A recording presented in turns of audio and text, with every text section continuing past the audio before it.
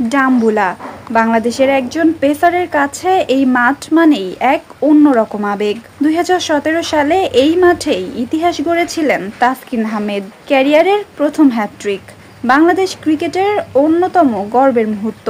ডাম্বুলার সেই উইকেট, সেই সবুজ ঘাস, সেই দর্শক গ্যালারি, সবকিছুই যেন আজ আবারও তাসকিনকে ডাকে। আজ তিনি আবার মাঠে নামছেন এক ভিন্ন পরিস্থিতিতে, এক কঠিন সময়ে।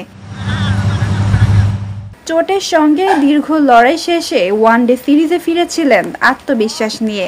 বল হাতে দিয়েছিলেন বার্তা, তাসকিন এখনও থেমে যাননি।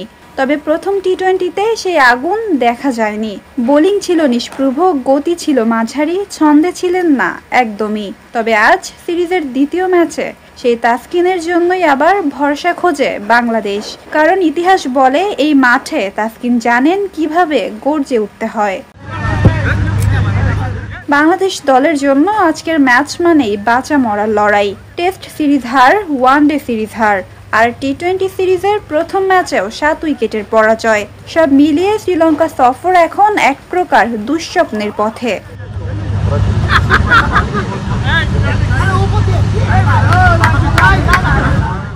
এই ম্যাচে হার মানেই সিরিজ শেষ, আর সিরিজ হার মানেই সফরটা শেষ হবে একেবারে খালি হাতে। তাই টাইগারদের সামনে আজ জিততেই হবে আত্মবিশ্বাস ফেরানোর জন্য।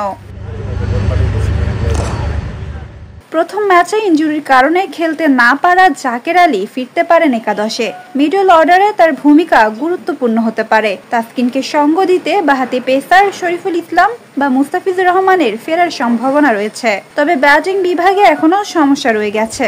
ওপেনিং থেকে মিডল অর্ডার সব জায়গায় চাই আরও বেশি নিবেদন। অন্যদিকে শ্রীলঙ্কা প্রথম টি-20তে দাপুটে জয়ের পর আত্মবিশ্বাসে টইটুম্বুর। তাদের একাদশে পরিবর্তনের সম্ভাবনা কমই। ওয়ালটন এখন দেশের সীমানা পেরিয়ে পৌঁছে গিয়েছে 50টিরও বেশি দেশে। ওয়ালটন, ঘরে ঘরে, বিশ্বজুড়ে। তাহলে প্রশ্ন উঠছে, তাসকিন কি আবার পারবেন সেই পুরনো তাসকিন হয়ে ফিরতে? স্মৃতির ডাম্বুলায় কি জ্বলে উঠবে তার সেই গতির আগুন? আর বাংলাদেশ দল কি পারবে ঘুরে দাঁড়াতে নিজেদের জন্য, সমর্থকদের জন্য, দেশের জন্য?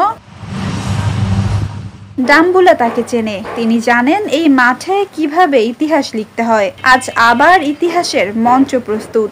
এবার দেখা যাক তাসকিন কতটা লিখতে পারেন গল্পের নতুন অধ্যায়।